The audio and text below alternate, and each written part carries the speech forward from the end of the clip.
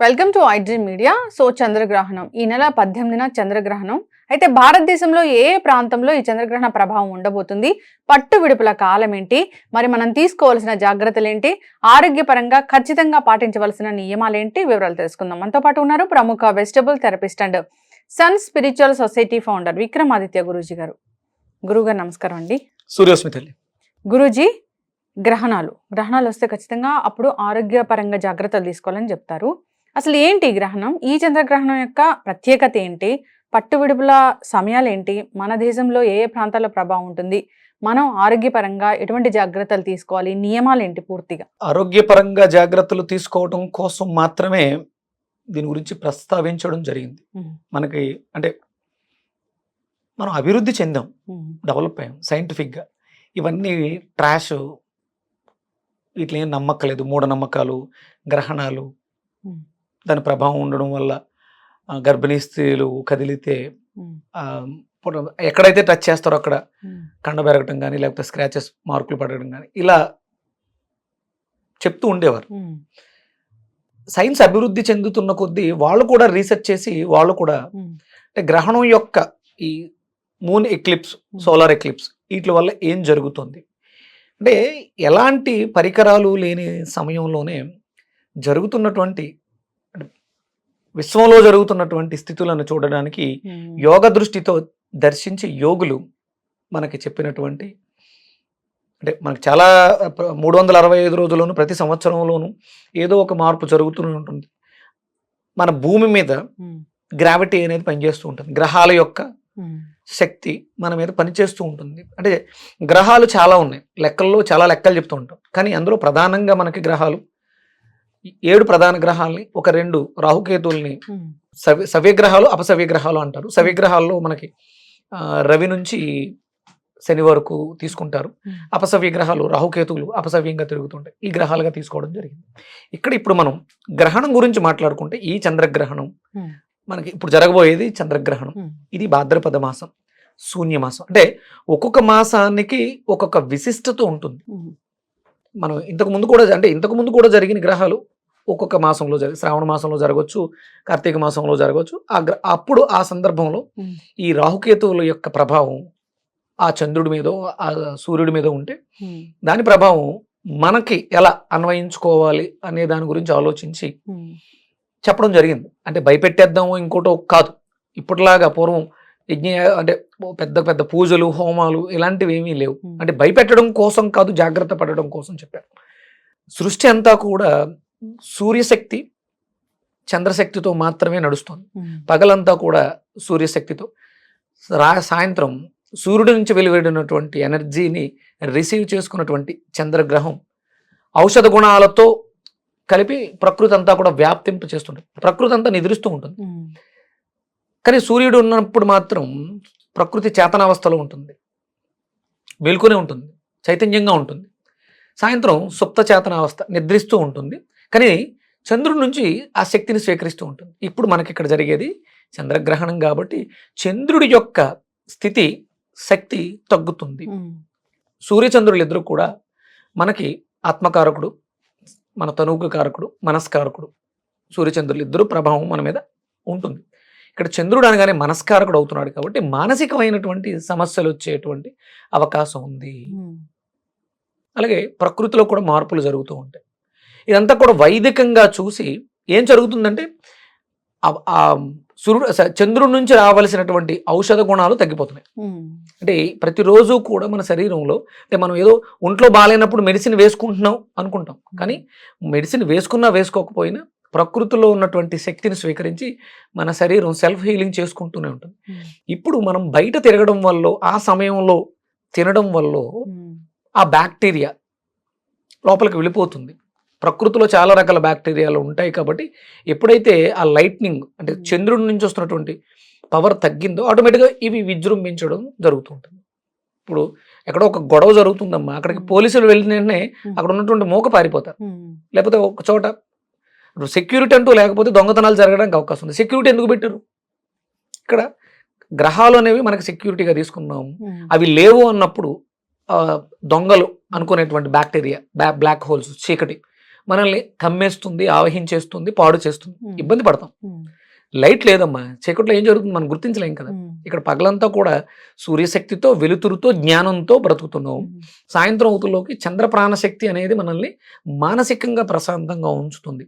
ఎప్పుడైతే అది తగ్గిందో మనసుకు సంబంధించినటువంటి సమస్యలు వస్తాయి. మన జ్యోతిష్ శాస్త్రంలో కాలపురుష చక్రంలో చంద్రుడు ఎక్కడ ఉంటే అక్కడ రాశిగాను, మనస్కారకుడు చంద్రుడు ప్రధానంగా తీసుకుని రాశిగా తీసుకోవడం జరిగింది. ఇక లగ్నాలను బట్టి, ఆయా లగ్నాల స్థితిగతులను బట్టి రవి ఎక్కడున్నాడు, ఏమవుతున్నాడు, మనస్కారకుడు అవుతున్నాడా, ఆత్మకారకుడు అవుతున్నాడా, శ్రమకారకుడు అవుతున్నాడా అనేది చూస్తూ ఉంటారు. ఇక్కడ మనసు ప్రధానంగా మనకి రాశి అవుతుంది. లగ్నం అయితే శరీరం, రాశిని చూసుకుంటే మనస్సు. అంటే మనసుకు సంబంధించినటువంటి ఇబ్బందులు, అలాగే జలానికి సంబంధించినటువంటి ఇబ్బందులు, వాటర్ రిలేటెడ్ ప్రాబ్లమ్స్ ఏవి, ఊపిరితిత్తుల్లో ఫ్లమ్ బాగా పెరిగింది, అప్పుడు ఏమొస్తుంది, ఆస్తమా వస్తుంది. అదే వాటర్ బాడీలో పెరిగింది అంటే కిడ్నీలు ఫంక్షన్ డ్యామేజ్ అయింది, బాడీ అంతా కూడా నీరు పట్టేస్తుంది, డయాలసిస్ ఇలాంటివి చేసుకోవాల్సి వస్తుంది. ఇలాంటి ఇబ్బందులు వచ్చే అవకాశం ఉంది. కాబట్టి ఆ సమయంలో ఆహారాన్ని భుజించడం కానీ, మన శరీరాన్ని ఇప్పుడు నీరు అవసరం, మనం ఎక్కువ కదిపేస్తున్నాం అనుకో, ఆ సమయంలో తాకూడదు. అందుకని జాగ్రత్తగా ఉండండి. అంటే గ్రహణానికి 1 గంట ముందు నుంచే ప్రిపేర్, గ్రహణం తర్వాత 1 గంట, ఇవన్నీ జాగ్రత్తలు పాటించడం ద్వారా బయట ఉన్నటువంటి బ్యాక్టీరియా లోపలికి వెళ్లకుండా ఉంటుంది. అందుకని ఒకవేళ మనం ఏదైనా తినే పదార్థాలు ఇలాంటివి ఉన్నప్పుడు దాన్ని రక్షించే శక్తి మనకి, అంటే ఔషధ గుణాలు కలిగినటువంటి వృక్షాలు చాలా ఉన్నా, దైవిక శక్తి కలిగినటువంటి దాన్ని దర్భల్ని మనం అంటే వైదికంగా వాడతారు, దాన్ని పవిత్ర అంటారు. అంటే ఎలాంటి అశుచి ఉన్నా సరే పవిత్రం చేస్తుంది ఆ దర్భగడ్డి. అది అంటే దాని ఒక్కదానికే ఉంది. మీరు ఎలాంటి యజ్ఞయాగాల క్రతువులు చేసినా కూడా కంపల్సరీ, ఇప్పుడు యజ్ఞం చేయాలి, హోమగుండం, దాని చుట్టూ ఈ దర్భలు ఉంచుతారు. అంటే అది ఎందుకంటే ఒకవేళ అది చెడు బ్యాక్టీరియా అనుకుందాం, అక్కడికి వస్తే ఆ హోమం దగ్గరకు వస్తే దాని ప్రాణం తీయాల్సి వస్తుంది కదా. అలాగే అక్కడ అశుచి, ఆ ప్రాంతంలో అశుచి ఉంటే ఆ దర్భ ఉంచడం ద్వారా అక్కడ పవిత్రత ఏర్పడుతుంది.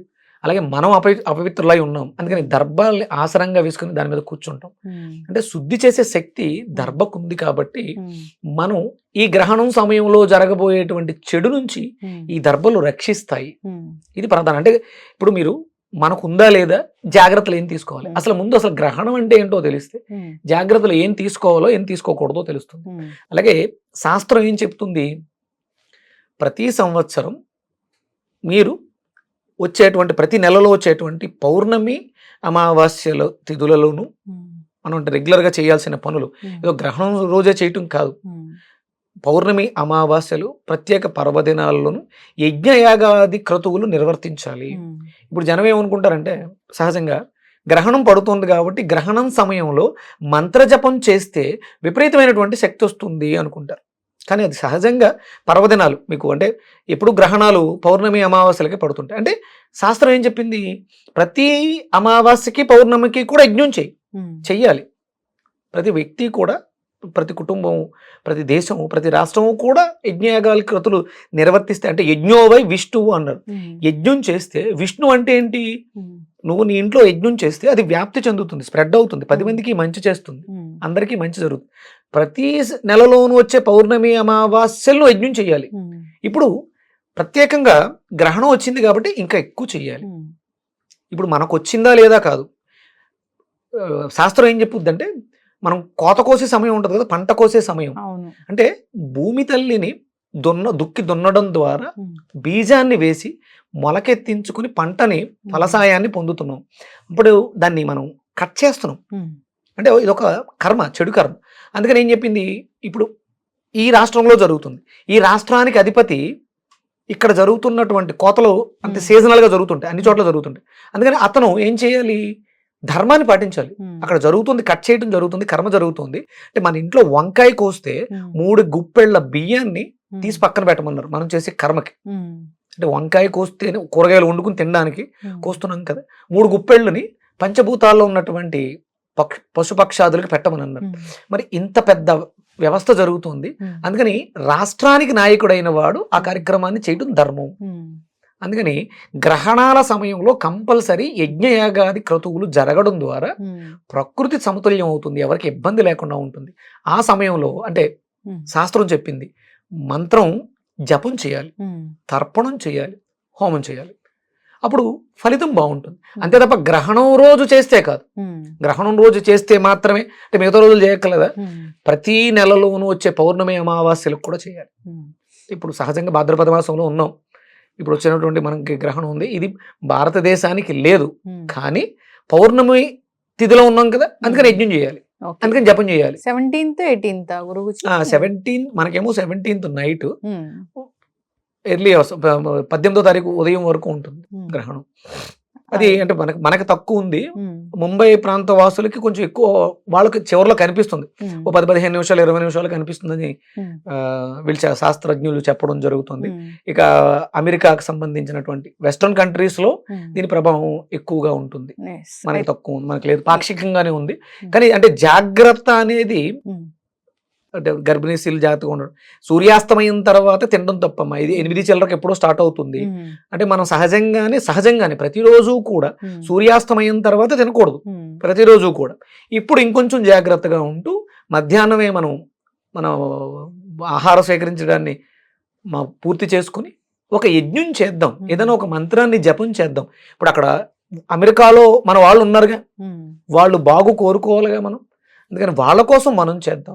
గర్భిణీ స్త్రీలు అంటే మీకు న్యూటన్ లా ఉంటుంది, there is action equal to opposite reaction అనేది చెప్తారు. అంటే అక్కడ జరుగుతుంది, అక్కడ ప్రభావం అధికంగా ఉంటుంది, దాని ప్రభావం ఎంతో కొంత మనకి ఇంకోలా ఉంటుంది. భారతదేశానికి కూడా దాని ప్రభావం ఎంతో కొంత ఉంటుంది, అది మనం గుర్తించవచ్చు, గుర్తించలేకపోవచ్చు. అయితే ఆ రేస్ కి ఎక్స్పోజ్ అవ్వకూడదు, ఇంట్లో ఉండాలి, ఫుడ్ అయితే తీసుకోకూడదు.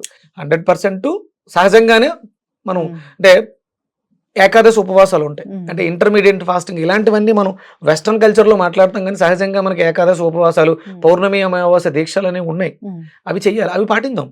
గ్రహణం ఉందా, దాని ప్రభావం ఉందా లేదా కాదు, జాగ్రత్తగా ఉంది. ఇప్పుడు గర్భిణీ స్త్రీ ఉందమ్మా, ఆ సమయంలో లేచి తిరగాల్సిన పనే ఉంది. శుభ్రంగా నువ్వు 5:30కో 6 గంటలకు మీ అల్పాహారాన్ని పూర్తి చేసుకుని విశ్రాంతిగా పడుకున్నావు అనుకో, నీ పుట్టబోయే బిడ్డకి దాని ప్రభావం అద్భుతంగా ఉంటుంది. అంటే ఇది ప్రతిరోజు చెయ్యాలి, ఈ రోజు ఇంకొంచెం జాగ్రత్తగా చేయాలి.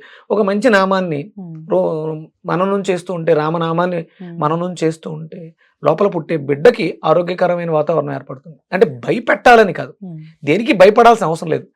వేదం ఏదైతే చెప్తుందో అది సత్యమైనది. వేదం చెప్పింది యజ్ఞంకి సంబంధించినటువంటి కార్యక్రమాలు చెయ్యండి.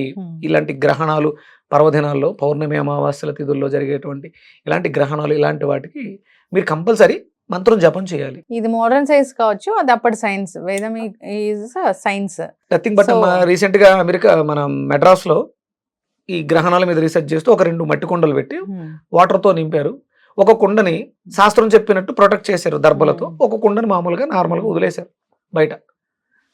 తర్వాత అయిపోయిన తర్వాత రీసెర్చ్ చేస్తే ప్రొటెక్ట్ చేసినటువంటి దాంట్లో బ్యాక్టీరియా తక్కువ ఉంది, చేయని దాంట్లో బ్యాక్టీరియా బాగా ఎక్కువగా ఉంది, వాటర్ పాడైపోయింది. అంటే మన శరీరం 75% నీటితో నింపబడింది. అందుకని ఏంటంటే దాని ప్రభావం అంటే ఈ గ్రహాలు వాటి యొక్క గ్రావిటీ ప్రభావం అనేది మన మీద పని చేస్తుంది. ఖచ్చితంగా గురుజీ, ఏదో మూఢనమ్మకాలు అలా ఇలా కొట్టి పారేయకుండా జనరల్ గా జాగ్రత్తలు అయితే తీసుకోవాలని కోరుకుందాం. జాగ్రత్తలు తీసుకుంటే పోయేదేం లేదు, మంత్ర జపం చేసుకోవాలి మంచిది. ఖచ్చితంగా రామనామాన్ని పఠిస్తూ ఉండడం వల్ల అంటే మన శరీరం, ఆరోగ్యం, మనసు అన్ని బాగుంటాయి. ఆ గ్రహణ సమయాన్ని గౌరవిస్తూ ఈ విధంగా అందరూ పాటించాలని. గ్రహణాన్ని గౌరవించట్లేదమ్మా, గ్రహణం గురించి చెప్పిన మన పెద్దల మాటని గౌరవిస్తూ.